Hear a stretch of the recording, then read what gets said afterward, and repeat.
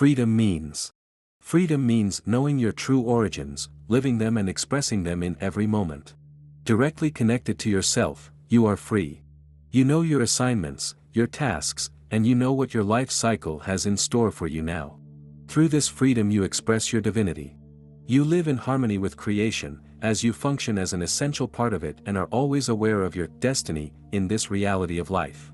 To be free means to be who you are. I am who I am. If you experience this, you will be free, you will be in the flow of life, always free to act, because nothing will hinder you or obscure your view.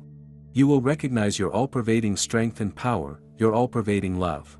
You are free because you act completely from your heart, since you are no longer subject to false ideas, you are clear in your thoughts, words, and actions.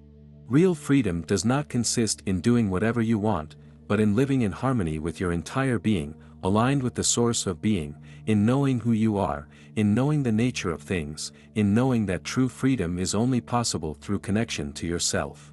Your ego likes to make you believe that freedom consists in being able to organize your life however you want. It cleverly uses your ideas and blockages and makes you believe that you are free if you comply with these patterns. Free yourself from this illusion. It brings disappointment because you must realize that this freedom does not have the power to bring lasting fullness to your life. The human being is designed to function in its multidimensionality. Through this complete unfolding of your potential, you enter into true freedom. Everything is meaningful and your actions are determined by your awakened being. It is no longer the ego's restrictive view that determines the expression of freedom, but your comprehensive new reality allows you to actually be free. Your heart has everything ready for you. By returning to your heart you will also regain your freedom.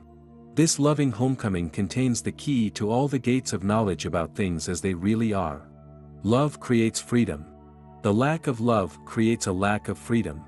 All solutions are hidden in your heart, waiting to be touched by you so that they can give you wings in your development. The divine light of love accompanies you, frees you from illusions and brings you freedom.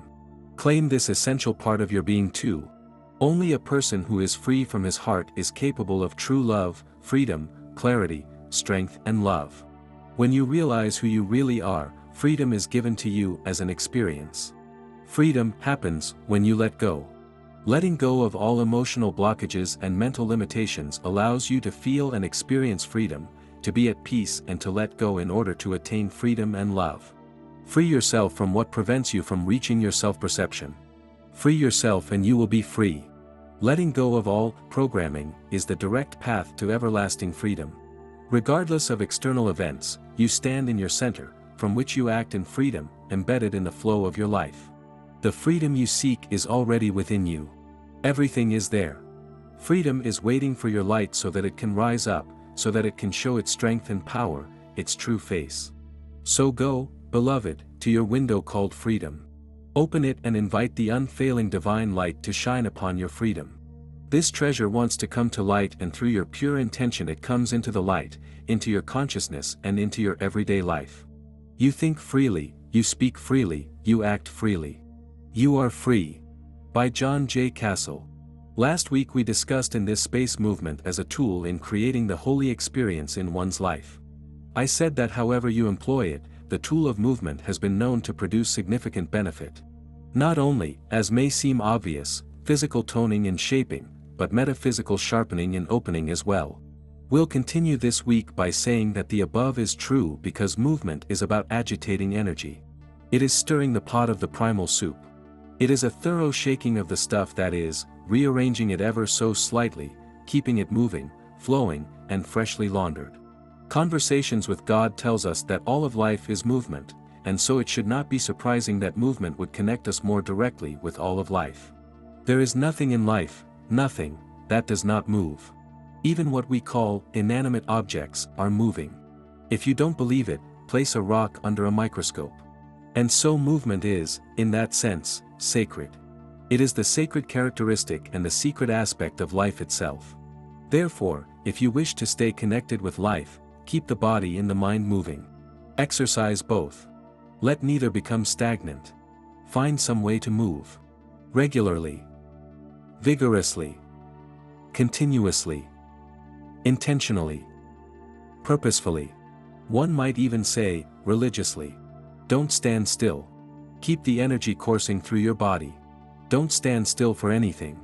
Move, move, move. Movement is one of the most ignored or unused instruments of the holy experience. Many people don't see it as a pathway to God. Yet movement is God, and God is movement. CWG says that God is a process.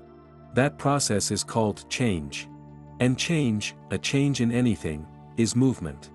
Therefore, godliness is moveliness.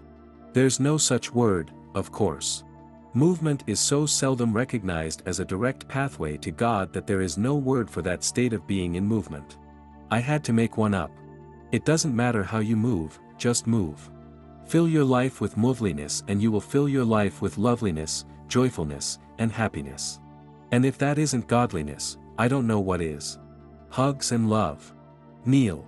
By Neil Donald Walsh. Embedded deeply within our consciousness are limiting beliefs about ourselves, that we have used to construct an imaginary world that we have believed is real. These allow us to restrict our awareness to the limitations of our beliefs and to realize their validity without questioning their origin and basis. Our beliefs provide a container in our greater consciousness, holding our awareness within the world that we believe is real. We occupy a kind of trance state, holding our awareness within the realm of negative and positive energies. It originates in our deepest inner knowing and guides us wisely in every moment, allowing us to use our free will always, and to create a state of being that radiates our personal energy signature. With life force everywhere increasing in vibratory intensity in greater light, see a Schumann resonance graph, we're involved in the personal evolution of our consciousness. We must resonate with the vibrations of the spirit of the earth in order to continue to live here.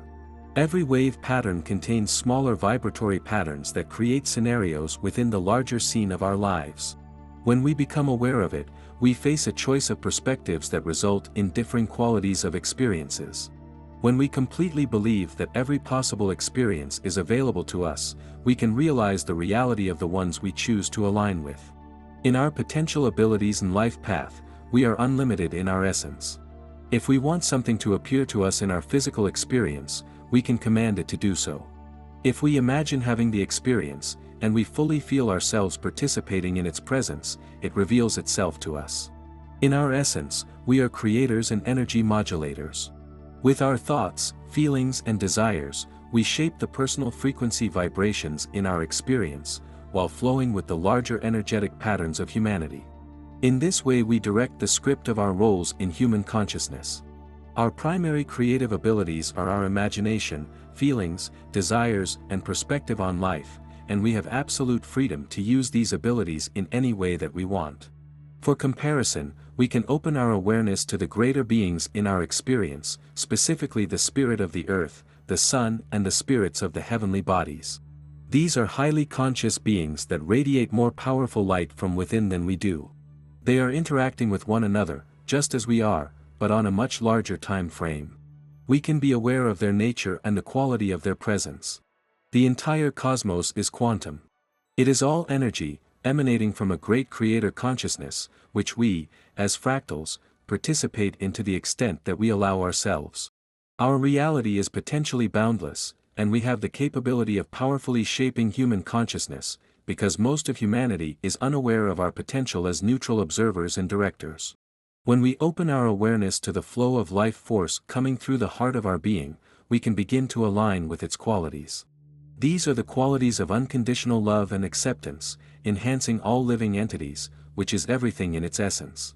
We can feel these qualities with our gratitude, and we can realize them as expressions of the source of our vitality and joy. By Kenneth Schmidt.